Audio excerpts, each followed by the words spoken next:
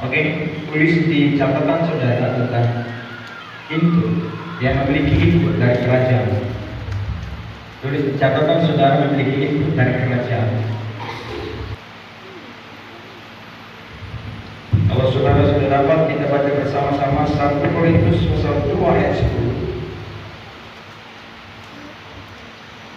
1, 2, 3. Karena kepada kita Allah telah menyatakan oleh Roh, sebab Roh menyelidiki segala sesuatu, bahkan hal-hal yang tersembunyi dalam diri Allah. Sekali lagi saya akan baca, suruh perhatikan di situ dalam kitab 1 Korintus pasal yang kedua ayat 10. Karena kepada kita Allah telah menyatakan oleh Roh, sebab Roh menyelidiki segala sesuatu, bahkan hal-hal yang tersembunyi di dalam dalam diri Allah. Oke? So kita kembali kepada teks kita pada pagi ini. Apa yang dikatakan di sana?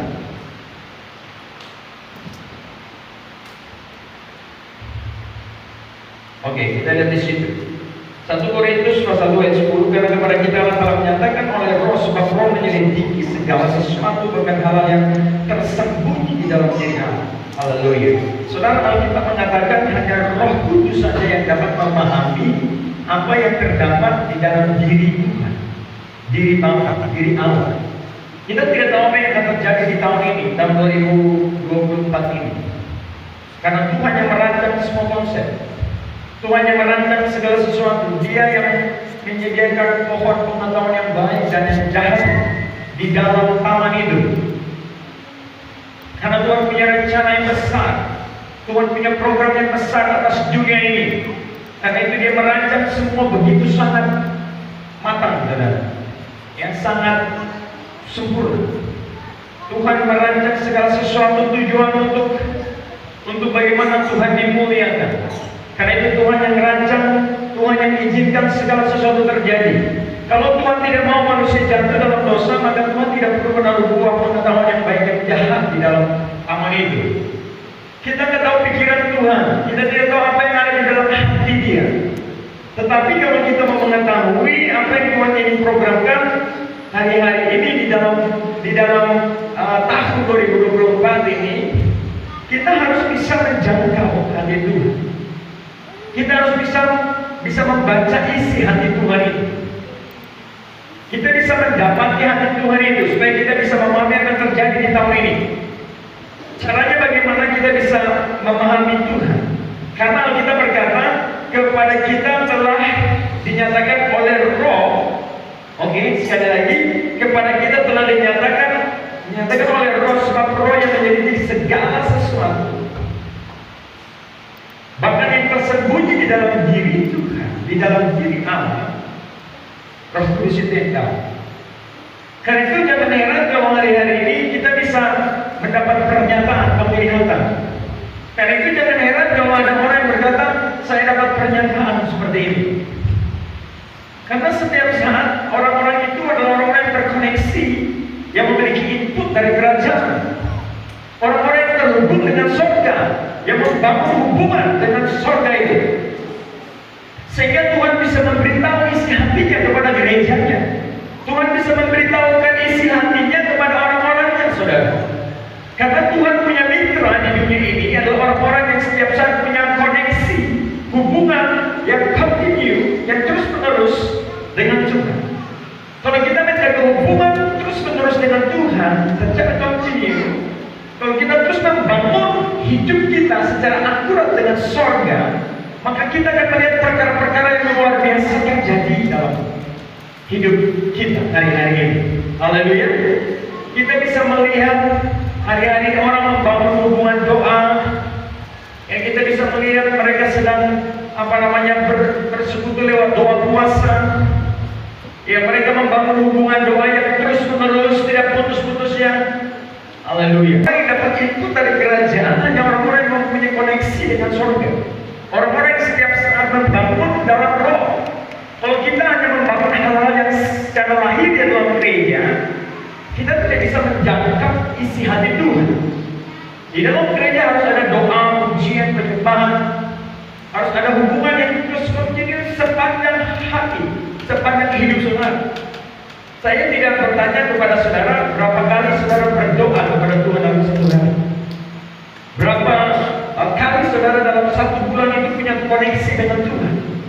tidak tahu itu. Tapi yang pasti kalau engkau mau memiliki hati Tuhan, mengetahui hati Bapa, engkau harus punya koneksi setelah terus-menerus ada input dari kerajaan akan turun dalam hidupmu, dan engkau akan menerima kuasa, engkau akan menerima suara, bisikan, engkau akan berbicara untuk apa yang harus kerjakan di tahun 2024 ini. Haleluya. Saya sudah pernah bilang bahwa setelah lepas dari COVID pasti akan ada yang lebih besar lagi. Kita tidak tahu apa yang terjadi. Tapi itu bukan membuat saya. Tapi ini yang hanya saya prediksi, analisa. Karena semakin hari bukan akan semakin tambah lebih baik. Tetapi setiap kita anak-anak Tuhan harus berbicara hal-hal yang positif, dan kita akan netralisir semua suasana, dan kita akan katakan yang tidak baik jadi baik. Ya, amin. Dengan perkataan kita berkata sesuatu terjadi akan terjadi. Haleluya. Itu sangat penting, saudara. Oke, tulisan pertama di situ menerima input dari kerajaan. Oke, tulis di dalam catatan saudara, menerima input dari kerajaan. Kalau saudara sudah tulis, kita lihat menerima input dari kerajaan. Tulis itu menerima input dari kerajaan. Kalau sudah dapat di situ tulis menerima input. Oke, menerima koneksi dengan surga. Makanya yang terjadi ketika Allah, saudara kasih, ketika Abraham ini menerima input dari kerajaan, maka berkat itu turun kepada Lot. Oke, berkat itu turun kepada Lot, dan orang-orang yang ada di belakang Lot itu akan menerima semua input kerajaan. Kalau engkau punya hubungan dengan surga, setiap saat berdoa, maka Tuhan akan hidup saudara. Oke, ada input dari kerajaan. Kalau kita berbicara ini adalah Allah, maka ini adalah Abraham. Ini adalah Abraham. Ini adalah Lot. Ini adalah Gehazi. Saudara tahu tentang Gehazi? Gehazi ini adalah seseorang yang dekat sekali dengan Lot. Dan Lot ini dekat sekali dengan Allah, dan Allah itu dekat dengan Abraham, dan Abraham itu dekat dengan Allah. Kalau engkau dekat dengan Bapa, maka berkat itu akan turun kepada istri, kepada anak, dan kepada orang-orang yang ada di belakang kita. Tuhan akan memperhitungkan. Tuhan mau hukum itu Sodom dan Gomora, tapi Tuhan ingat tentang Abraham. Oke, Tuhan ingat tentang Abraham, dan Tuhan ingat tentang apa yang terjadi di dalam diri Abraham selama Abraham bersama dengan Lot. Lot itu dekat sekali, punya hubungan yang sangat akrab dengan Abraham. Pada waktu Lot dekat dengan Abraham, berkat secara finansial, berkat secara rohani dan jasmani itu kepada Lot. Ya, orang-orang yang ikut kepada Lot, orang-orang yang ikut kepada Lot diberkati oleh Tuhan. Elia kepada Elisa kepada Gehazi, tadi bukan dari Lot ke Gehazi, tetapi dari Elisa kepada Gehazi. Berkat yang Tuhan berikan kepada Elia itu turun pada Elisa, dan berkat dari Elisa turun kepada Gehazi. Karena Gehazi menerima sesuatu yang luar biasa dari kerajaan, dari apa yang diterima dari Lot, dari Elisa. Karena Elisa memiliki hubungan secara intim dengan Tuhan melalui Elia. Dan itu kalau kau punya pemimpin rohani diurapi oleh Tuhan, maka berkat urapan itu akan turun. Saya punya satu hubungan yang sangat kuat dengan almarhum Eta Yulian Sapiwolo. Ketika sebelum dia meninggal dunia, dia punya hubungan yang luar biasa. Kita membangun secara roh. Pada waktu dia meninggal dunia, pada saat itu saya kehilangan orang yang memberikan mentor. Ya, dan David itu turun kepada anak-anak rohaninya, sehingga saya bisa membangun tempat di mana orang bisa training, orang bisa belajar tentang Tuhan. Ya, kita ada beberapa orang-orang yang memiliki spirit yang sama, DNA spirit yang sama. Oke, kita melihat dulu di dalam kitab yang sama 1 Korintus 1 ayat 11. siapa gerangan di antara manusia yang tahu apa yang terdapat di dalam diri manusia selain roh manusia sendiri yang ada di dalam dia. Demikianlah pula tidak ada seorang yang tahu apa yang terdapat di dalam diri Allah selain roh Allah. Haleluya. Tulis di situ memberikan ruang kepada Roh Kudus sepenuhnya untuk bekerja dalam diri kita. Kita memberikan sepenuhnya, ruang kepada hadirat Tuhan untuk bekerja dalam diri kita. Roh Kudus harus bekerja aktif dalam diri kita karena kita memberikan akses, kita memberikan ruang. Yaitu gereja tidak boleh tertutup tentang apa yang sedang Roh Kudus kerjakan hari-hari ini. Kalau gereja tanpa Roh Kudus, gereja itu mandul, saudara. Gereja pasti akan mandul, tidak ada pertumbuhan secara spirit, tidak ada karunia yang bekerja di dalam gereja itu, tidak ada pertumbuhan di dalam gereja itu secara roh. Saya tidak bilang jumlah itu tergantung kita punya pelayanan, tergantung kita punya cara untuk bisa memberikan hubungan yang baik sehingga orang itu akan datang. Ada orang yang bekerja untuk cari jiwa. Ada jiwa-jiwa yang datang sendiri ke gereja itu karena Tuhan yang menggerakkan mereka. Tuhan yang menggerakkan mereka datang di dalam gereja itu.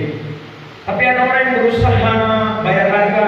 It's okay, saya tidak mempersalahkan orang bayar harga, kasih uang, kasih makan, kasih yang besar, kasih supply secara jasmani supaya orang tertarik dan mereka datang ke gereja. It's okay.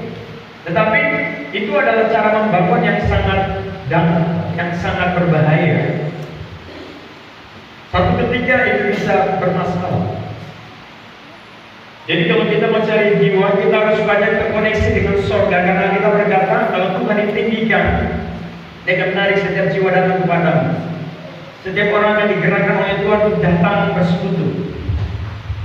Tanpa kita suruh datang, kita cukup pujian penyembahan di sini, orang mendengar tentang kita, orang akan datang.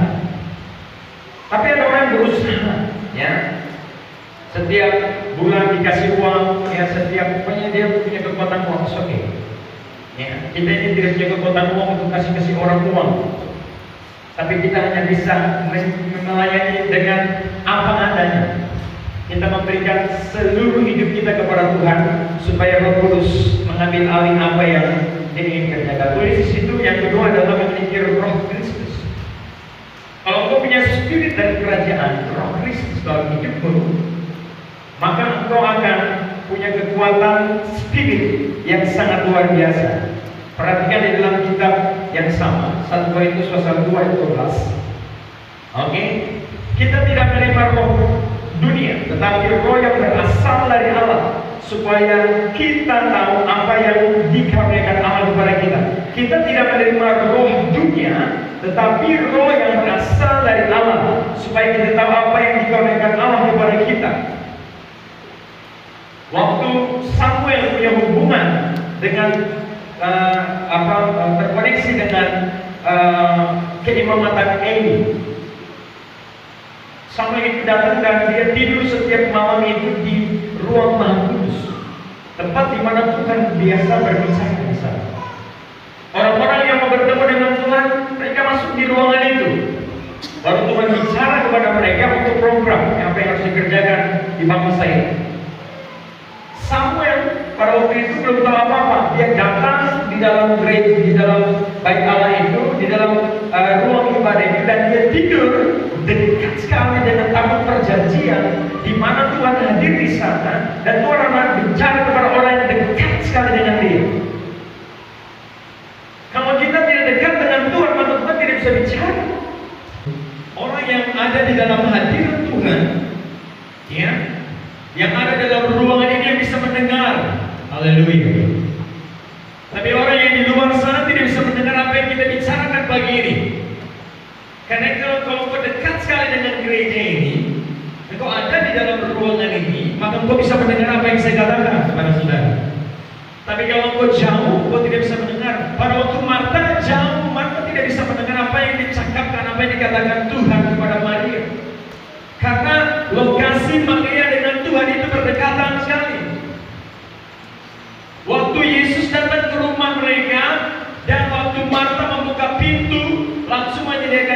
duduk di situ dan Maria langsung duduk dan mendengar, menjamu Tuhan, duduk dan diskusi dengan Kristus. Sementara Marta dalam kondisi yang menyiapkan semua apa yang dibutuhkan oleh Yesus pada saat itu untuk mengkonsumsi makanan dan minuman yang disediakan. Memang baik saudara, kita bisa melakukan banyak hal di luar sana. Kita bisa memberikan sembako kepada orang miskin. Kita bisa melayani orang sakit di rumah sakit. Tapi kalau kita tidak punya waktu duduk di kaki Tuhan, kalau kita tidak punya hari-hari khusus berjumpa dengan Tuhan, minta koneksi dengan sorga, memiliki input dari kerajaan, maka kita tidak bisa mendengar apa yang Tuhan katakan. Karena kalau mau mendengar apa yang Tuhan katakan, kau harus dekat dengan Tuhan. Di mana posisi hadirat Tuhan itu berada, di mana posisi Tuhan itu ada. Kalau kau dekat dengan Tuhan, maka akses dari kerajaan Tuhan, maka Tuhan akan membuka hubungan dengan engkau secara roh. Maka kau bisa mendengar apa yang Tuhan katakan untuk kau kerjakan. Waktu Tuhan bicara kepada Maria, Tuhan bicara tentang kerajaan, Tuhan bicara hal yang ada di sorga, bukan yang ada di bumi ini. Yang dengar hanya Maria, karena Maria begitu sangat dekat dengan dia. Marta sibuk tidak tahu apa rahasia yang diceritakan oleh Yesus kepada Maria. Karena itu pada waktu Marta itu datang kepada mereka, dia katakan, Tuhan saudara-saudaraku itu membantu aku sangat sibuk di dapur dengan banyak hal. Tapi Yesus katakan, Marta, Marta, mengapa kau sibuk dengan apapun yang sudah kerjakan? Adalah hal yang terbaik yang Maria telah mengambilnya, yaitu duduk bawah kaki Tuhan, mendengar. Kalau kita sibuk dengan segala urusan di luar sana, secara finansial kita bagi uang sana untuk orang supaya mereka bisa ikut kita ke gereja, kita kasih makan, kita pelayanan diakonia, oke sekarang. Itu adalah bagian daripada kita melayani pekerjaan Tuhan, bukan melayani Tuhan, melayani pekerjaannya.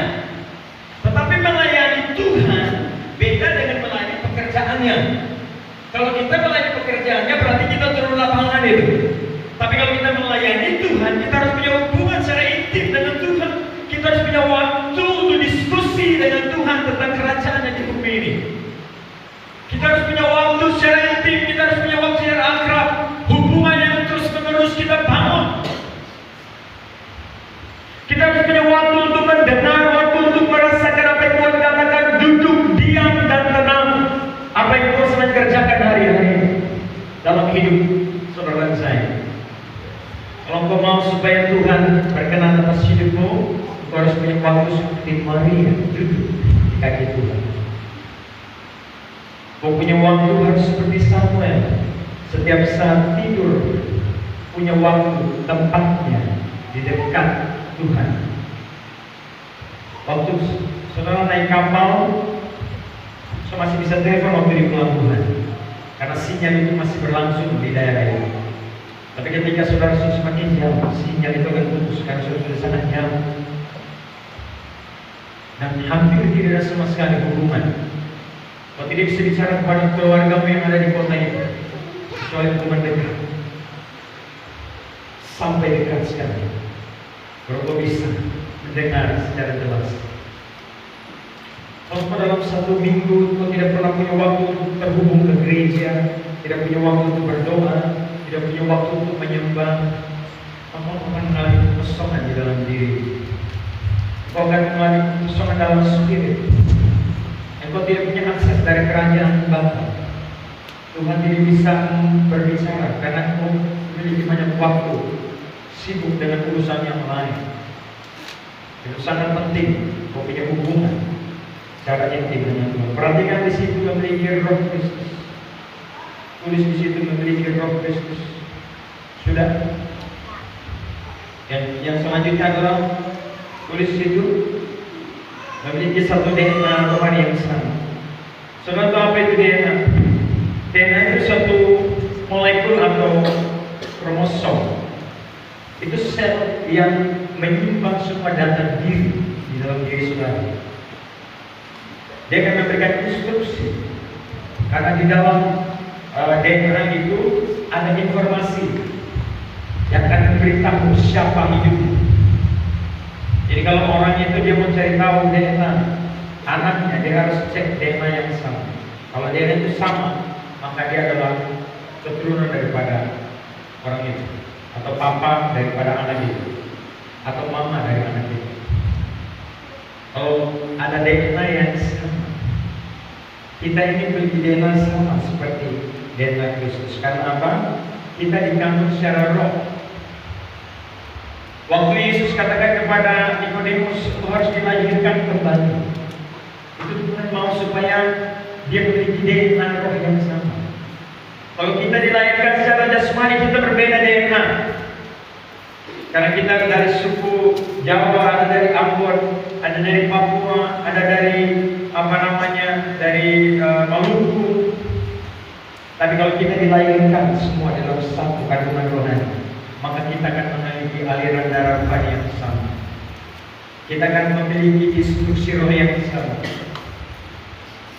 Maka kalau kita bilang shalom, orang yang memahami tentang shalom, dia akan katakan shalom. Karena dia akan memiliki DNA spirit yang sama, terkoneksi. Karena kita memiliki roh yang sama. Yang memberikan koneksi antara gereja dengan sorga. Hari ke-50 setelah Yesus naik ke sorga, Roh Kudus datang, dan Roh Kudus mulai menaruh lidah-lidah api di atas kepala murid-muridnya, dan mereka mulai berbahasa roh. Mereka berdengar bahasa rahasia. Kalau hari ini saya bicara pakai bahasa Indonesia, kita semua tahu di sini memahami. Dan kalau saya pakai bahasa biak, saya bicara dengan orang biak saja, orang Suri kan memahami, orang Jayapura kan memahami, orang dari Maluku tidak memahami. Kira-kira gambarannya seperti itu. Kalau kita berdoa dengan bahasa roh, ya, bahasa roh itu digerakkan oleh roh di dalam diri kita, ya. Dan waktu kita mulai mengungkapkan dengan bahasa roh, kita berdoa. Kita berkata, kalau orang berdoa dengan roh, itu roh membantu dia berdoa dan mengungkapkan semua isi hatinya kepada Allah. Jadi waktu kita berdoa dalam roh, bahasa roh, maka Roh Kudus sedang membantu orang itu berdoa kepada Allah. Dia menerjemahkan apa yang dimaksudkan oleh orang ini. Karena memang orang itu juga tidak tahu apa maksudnya.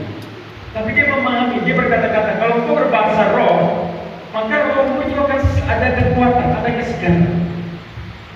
Saya pernah berpuasa itu ada 1 minggu, tidak makan, tidak minum.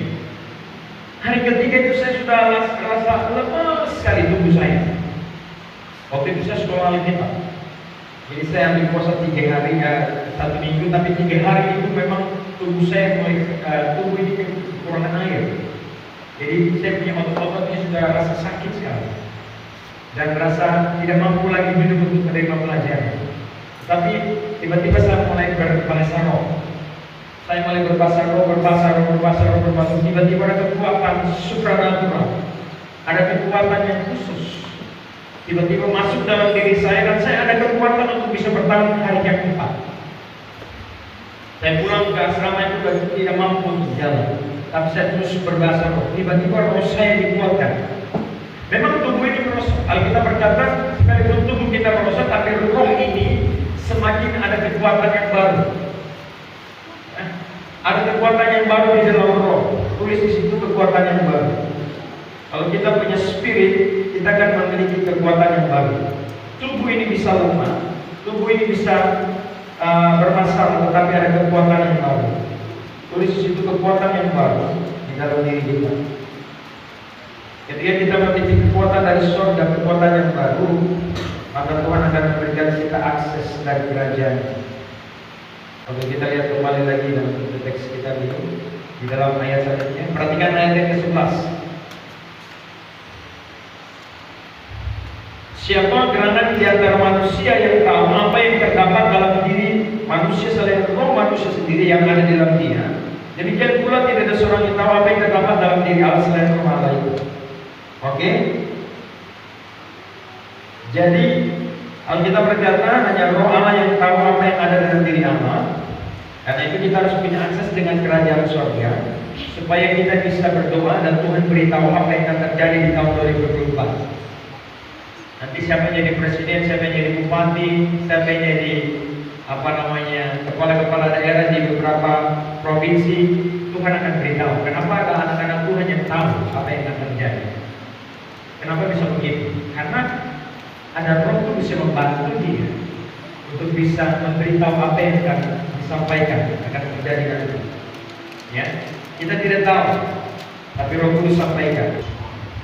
Waktu kita sakit, saudara-saudara berdoa untuk dirimu sendiri. Kesembuhan itu cukup lama terjadi, betul? Saya bisa berdoa untuk orang lain sembuh.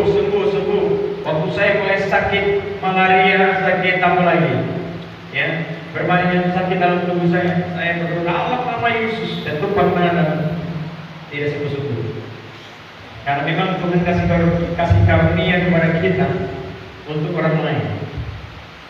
Tuhan memberikan kita karunia itu tujuannya untuk orang lain, bukan untuk diri kita. Jadi kalau ada orang lain yang kita mau sembuh, kita tidak boleh ketahuan karena Tuhan kasih karunia dititipkan saja kepada kita untuk orang lain. Kalau saya orang datang saya doakan sembuh pulang. Cuma satu yang saya minta, kau harus terhubung supaya kau dibangun di gereja ini. Kalau sudah sembuh, datang supaya terhubung, supaya dibangun. Tapi ada banyak orang yang lari, ya, tidak mau. Saya tidak tahu, saya juga heran kenapa bisa begitu. Oke, kita lihat selanjutnya, sorry.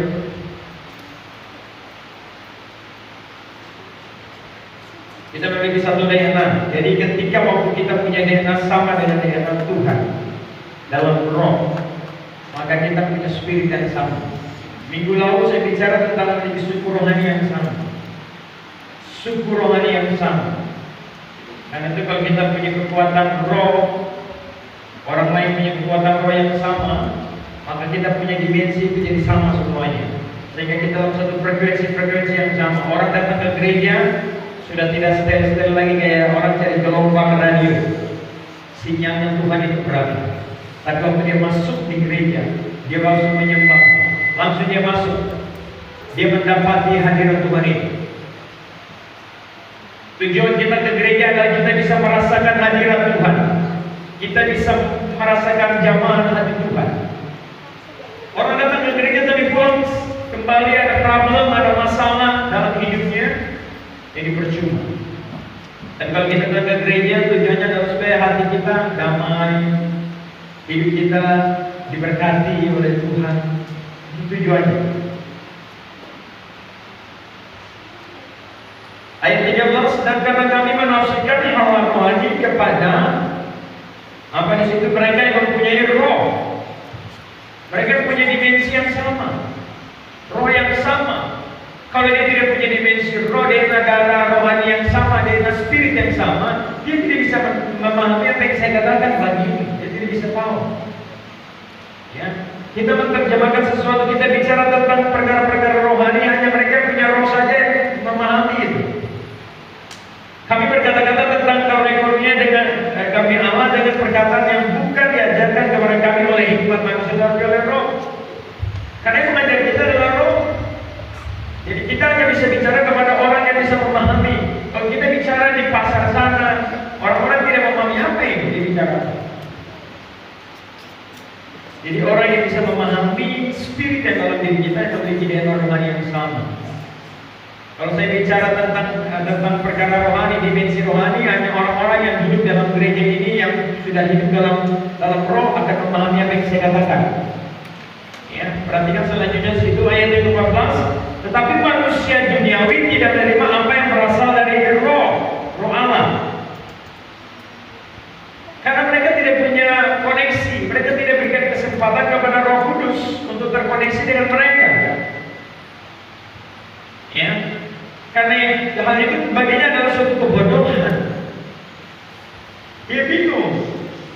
Ya, orang berbahasa orang itu orang bicara apa ini? Haleluya. Jadi memang itu hanya dikhususkan kepada anak-anaknya yang memahami. Alkitab berkata di dalam kitab, coba kita perhatikan di satu ayat firman dalam kitab 1 Korintus 6 ayat 17. Perhatikan 1 Korintus 6 ayat 17. 1 Korintus 6 ayat 17. Kita Kita lihat 1 Korintus 6 ayat 17.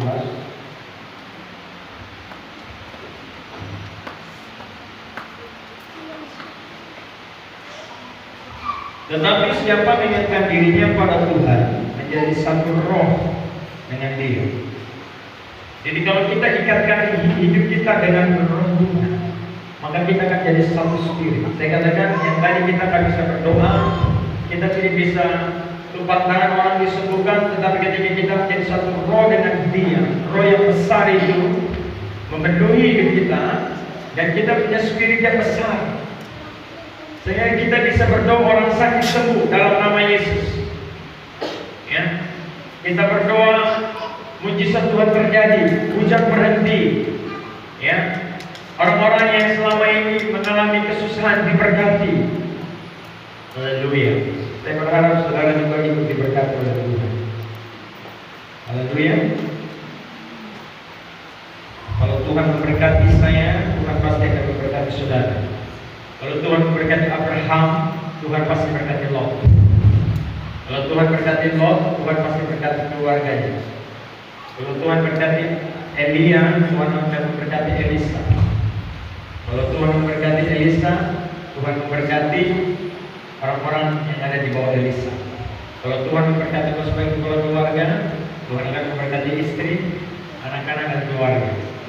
Karena itu saya sarankan kalau hari ibadah, ajak semuanya, supaya Bapak diberkati, Mama, anak-anak semua diberkati, orang tua semua diberkati oleh Tuhan.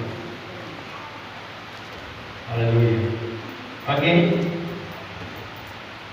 kita kembali. Ya, kita lihat teks selanjutnya tadi. Yang terakhir itu ayat 15. Tetapi manusia rohani memiliki segala sesuatu, menilai segala sesuatu, tetapi ia sendiri tidak dinilai oleh orang lain. Oke, kita baca selanjutnya. Sebab siapa yang mengetahui pikiran Tuhan sehingga ia dapat menasihati dia, tetapi kami memiliki pikiran Kristus. Ayat 15 bagian kalimatnya katakan, tetapi manusia rohani menilai segala sesuatu, tetapi ia sendiri tidak dapat dinilai oleh orang lain. Saya bisa mendeteksi kalau orang itu datang, saya bisa tahu orang ini baik atau orang ini buruk. Tapi orang itu tidak bisa menilai kita. Suatu ketika saya duduk dan kemudian ada seseorang masuk di gereja. Kemudian orang itu duduk dan saya lihat waktu dia datang dan langsung dia bicara tentang kebutuhan. Saya tidak kenal dia, tapi dia bilang dia seorang pelayan di suatu gereja. Kemudian dia ngobrol sampai dia bicara tentang meminjam uang. Kemudian saya lihat wajahnya, saya perhatikan terus, saya orangnya nggak baik. Orang ini suka berbohong. Saya tanya kepala siapa? Dia kasih tahu nama kepalanya dan kemudian saya panggil sabar ya. Saya ke dalam dan saya telepon kepalanya. Saya bilang, ibu, kepalanya seorang ibu. Ini ada atas nama ini, dia datang ke gereja dan begini. Oh, itu dia suka berbohong. Dia suka pinjam uang tapi dia tipu-tipu. Dia bilang nanti bapaknya sakit, mamanya sakit. Saya bilang ibu saya udah tahu. Waktu dia datang spiritnya udah lain. Saya udah rasa ada sesuatu yang lain. Dan waktu saya keluar saya bilang sama dia bahwa saya tahu itu berbohong. Dia terkejut kaget. Karena dari awal itu saya lihat saya sudah bisa baca orang ini. Satu ketika waktu kami pergi ke Serui beberapa tahun lalu waktu saya sekolah kita, kami tiba di kita. Ya, kita bisa tahu siapa yang nanti bersama kita. Saya berapa kali orang jemput saya di airport, saya bisa tahu ya jemput saya. Saya bisa deteksi. Kita bisa nilai orang, kita bisa tahu orang yang jahat, orang yang baik, orang yang mau tentang orang yang perlu kita bisa tahu. Jadi Tuhan memberikan kita spirit. Kita berkata tentang manusia rohani menilai segala sesuatu, tetapi ia sendiri tidak dapat dinilai, ya, oleh orang lain. Sulit untuk orang menilai kita, karena kita membangun hubungan secara spirit dengan Tuhan. Haleluya. Tapi kalau kita sudah keluar dari jalur, itu akan berbahaya. Jadi Tuhan memberikan kehidupan roh dalam diri kita. Ketika kita memiliki akses dari kerajaan Tuhan, maka Tuhan akan memberikan hal-hal yang supranatural. Oke, sebab siapa yang mengetahui pikiran Tuhan sehingga ia dapat menasihati dia, tapi kita memiliki pikiran Kristus. Saudara dan saya memiliki pikiran Kristus sehingga kita dapat memahami tentang hati Tuhan. Musa berdiskusi dengan Tuhan. Tuhan, kalau kau bunuh orang Israel, hapus saya punya nama dalam kitab hidup. Bayangkan, hanya Musa yang tawar-menawar dengan Tuhan. Sampai Tuhan punya hati ini jadi lunak. Tuhan bilang sama Musa, Musa turun, kau turun dari gunung ini. Lihat umatku sudah memberontak, mereka sudah berdosa, mereka telah menyembah kepada Baal. Jadi akan aku musnahkan semua bangsa ini. Tapi Musa bilang, Tuhan, nanti orang-orang berkata, bawa mereka pergi kepada gunung untuk menyembah dan aku musnahkan mereka semuanya. Dia bilang, Musa, aku tetap akan menghukum semua orang yang menyembah kepada patung itu. Musa katakan, Tuhan, kalau kau membunuh mereka, hapus nama saya dari kitab kehidupan. Dan itu Musa sampai tawar-menawar dengan Tuhan, hapus saya punya nama di kitab kehidupan. Waduh, Tuhan juga pikir dua kali, ini Musa ini orang hebat ini. Kalau saya hapus dia pun nama untuk sejumlah orang ini, jangan-jangan. Bayangkan kalau kita punya nama sebut kehidupan, itu kita bisa tawar-menawar dengan Tuhan.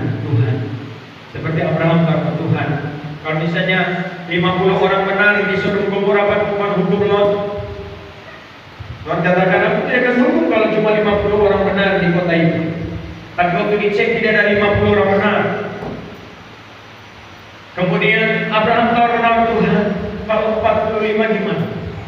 Terus sampai terakhir dia katakan, Tuhan, kalau 10 orang bagaimana? Tuhan bilang, walaupun ada 10 orang di Sodom dan Gomora, aku akan lindungi kota itu. Tetapi ternyata tidak ada 10 orang benar. Maka hanya Lot dan keluarganya saja yang diselamatkan oleh Tuhan. Bahkan Lot juga bicara kepada malaikat itu. Dia bilang, aku minta belas kasihanmu. Kalau aku tiba di Soar, baru kau turunkan api dari langit. Pada waktu hari di mana Sodom dan Gomora mau ditunggang balikan oleh Tuhan, seluruh penduduk itu mau dimusnahkan oleh Tuhan. Lot dengan keluarga diberikan anugerah, tetapi Lot keluar dan diminta belas kasihan dari malaikat itu. Berikan aku kesempatan, aku tiba di Soar, baru aku minta kau turunkan api dari langit, bakar habis di kota ini. Malaikat itu berkata, oke, kalau gitu pulang itu. Malaikat juga tunggu-tunggu, iya kan? Mungkin dia lihat dari waktu ini cepat lari. Kalau ini sudah mau kuat turun ini. Pas waktu Lot tiba di Soar itu, di tanah Soar, waktu tiba di sana, langsung Tuhan izinkan belerang dari langit habiskan Sodom dan Gomora. Jadi kita bisa minta Tuhan kasih kesempatan. Ada orang yang sakit hampir mati, siapapun tidak bisa minta kemurahan Tuhan. Siapapun tidak bisa diskusi dengan Tuhan, minta negosiasi. Hanya hamba Tuhan yang bisa datang dan Tuhan berikan kesempatan Tuhan. Bagi orang yang izinkan dia hidup. Seperti seorang petani yang ketika waktu dia menggarap kebun anggur ada pohon-pohon anggur yang tidak berbuah. Dan Tuhan kebun itu datang dengan buah dari pohon itu, tetapi dia tidak mendapatkan satu pun buah di situ. Dan dia katakan, tebang pohon ini, jangan dia hidup dengan percuma di dunia ini. Tetapi penggarap kebun anggur itu berkata, Tuhan berikan aku kesempatan. Aku akan menggarap tanahnya, memberikan pupuk. Mungkin tahun depan dia akan berbuah. Jika tidak, kita tebang. Jika tidak, jangan Tuhan yang tebang, saya yang tebang. Jadi apakah Tuhan sudah diberikan karunia untuk pergi berdoa orang yang sudah mau mati, sudah hampir lewat, Tuhan kasih kesempatan hidup, masih pergi bikin perjamuan kasih di bawah pohon sana. Haleluya, haleluya. Minum api, perjamuan kasih. Haleluya. Dorang duduk di situ, fly ke gereja, sampai di gereja kembali lagi hidup yang lama terus menerus. Kalau Tuhan kasih kita hidup kesempatan, kita harus cari Tuhan. Ada seseorang sampai hampir mati, waktu saya lihat darah sudah keluar dari mata, dari hidung, dari mulut, pori-porinya ini hancur semuanya. Waktu saya ada di ruang ICU, saya berdoa, Tuhan aku minta belas kasihan bagi orang ini. Tuhan berikan dia kesempatan untuk